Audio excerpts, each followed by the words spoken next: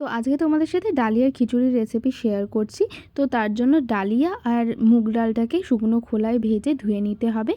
আর তার পাশাপাশি কিন্তু হাঁড়িতে গরম জল বসিয়ে দেওয়া হয়েছিল, তার মধ্যে ডালিয়া আর ডালটাকে দিয়ে দিলাম, তার মধ্যে পরিমাণ মতো নুন আর একটু হলুদ গুঁড়ো দিয়ে ফুটতে রেখে দিলাম যতক্ষণ না একটু সেদ্ধ হচ্ছে। তার পাশাপাশি আমি এখানে আলু আর ফুলকপিটাকে ভেজে নেব এই ডালিয়ার মধ্যে অ্যাড করার জন্য।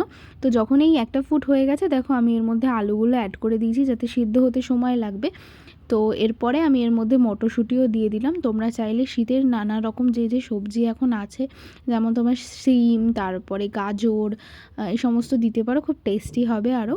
আর এদিকে ফোড়নটাকে রেডি করে নিচ্ছি। এখানে কিন্তু তেজপাতা, শুকনো লঙ্কা আর জিরে দিলাম, তার সাথে একটা টমেটো আর একটু আদা ঘষে নিয়েছি, সেটাকেও এর মধ্যে অ্যাড করে দেবো। আর রেগুলার মশলা যেমন হলুদ গুঁড়ো, লঙ্কা, জিরে, ধনে, এই সমস্ত গুঁড়োগুলো অ্যাড করে ভালো করে কষিয়ে নেব। তারপরে এটাকে ডালিয়ার মধ্যে অ্যাড করে দেবো। আর পরিমাণ মতো নুন আগেই দিয়েছিলাম, তাই আমি এখানে আর কষানোর সময় নুন দিইনি। যেই নুনটা এক্সট্রা লাগবে সেটা আমি ওই খিচুড়িটার মধ্যেই একেবারে অ্যাড করে দেবো। আর পরিমাণ মতো চিনিও দিয়েছিলাম যাতে টেস্টটা ব্যালেন্স হয় খুব ভালোভাবে। এই রেসিপিটা তোমরা কিন্তু তোমাদের উপোস যেদিন করছো সেই দিনও খেতে পারো, বা তোমরা যারা একাদশী করো সেই দিনও কিন্তু তোমরা খেতে পারো। তো এবার এই মশলাটা পুরোটা দিয়ে দিলাম, দেখো। আর কিছুটা যে মশলাটা গায়ে লেগেছিলো সেটাকে কড়াইটা ধুয়েও আমি জলটা এর মধ্যে অ্যাড করে দিলাম। এবার এটা ঢাকা চাপা দিয়ে ভালো করে সেদ্ধ করে নেব।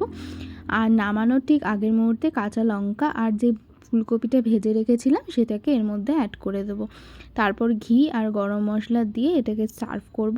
আমরা সেদিন রাত্রেবেলায় খেয়েছিলাম, তো এর সাথে আর কোনো কিছু ভাজাভুজি খাইনি, জাস্ট পাঁপড় ভাজা দিয়ে খেয়েছিলাম। ভীষণ ভালো হয় এটা খেতে, আর আমাদের ভীষণ ভালো লাগে। তো ভাবলাম তোমাদের সাথেও একটা রেসিপিটা শেয়ার করা যাক। আর ভিডিওটা ভালো লাগলে অবশ্যই সাবস্ক্রাইব করে যেও, আর কমেন্টে জানিও কেমন লাগলো। দেখা হচ্ছে নেক্সট ভিডিওতে। Bye bye.